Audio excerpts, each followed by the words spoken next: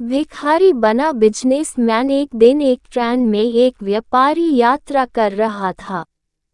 उसी ट्रेन में वहां पर एक भिखारी आया। वो भिखारी उस व्यापारी से भीख मांगने लगा। उस व्यापारी ने भिखारी से कहा कि मैं एक व्यापारी हूँ और मैं लेन देन में विश्वास रखता हूँ। तुम्हारे पास कुछ है मुझे देने के लिए, तभी मैं तुम्हें कुछ दूंगा। उस व्यापारी की बात ने इस भिखारी के दिल को छू लिया। अब भिखारी ने मन में ये निश्चय कर लिया कि जब भी कोई व्यक्ति मुझे कुछ भी भीख देगा तो बदले में मैं भी उसे कुछ न कुछ दूंगा।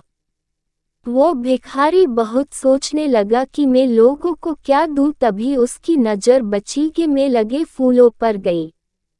वो वहां से कुछ फूल तोड़कर लाया और जो भी इंसान उसे भीख देता बदले में ये भिखारी उसे फूल देने लगा।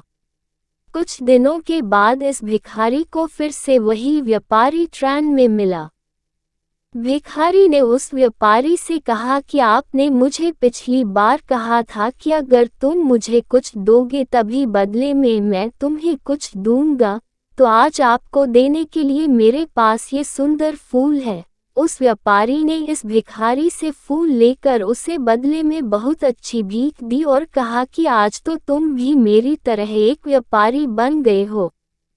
उस व्यापारी की बात सुनकर वो भिखारी मन ही मन बहुत खुश हो गया था और वो सोचने लगा कि अब तो मैं भी एक व्यापारी ही हूँ, क्योंकि व्यापार में यही तो होता है कि हम किसी को कुछ देते हैं और बदले में हमें कोई कुछ देता है। कुछ दिनों के बाद ये भिखारी और वो व्यापारी एक ही ट्रेन से जा रहे थे, लेकिन अब ये भिखारी पहले जैसा नहीं था। वो अब सुंदर लग रहा था और उसके कपड़े भी अच्छे थे। इस बार इस भिखारी ने उस व्यापारी से पूछा कि क्या तुमने मुझे पहचाना? व्यापारी ने कहा, मुझे नहीं पता कि तुम कौन हो, मैं तो तुमसे पहली बार मिल रहा हूँ। तब भिखारी ने कहा कि ये हमारी तीसरी मुलाकात है। मैं वही भिखारी हूँ जिसने आपसे प्रेरणा लेकर अपना खुद का फूलों का व्यापार शुरू कर दिया है। आज मैं आपकी प्रेरणा की वजह से एक बहुत बड़ा व्यापारी बन गया हूँ और अपने फूलों के व्यापार के काम से ही दूसरे शहरों में जा रहा हूँ। शिक्षा।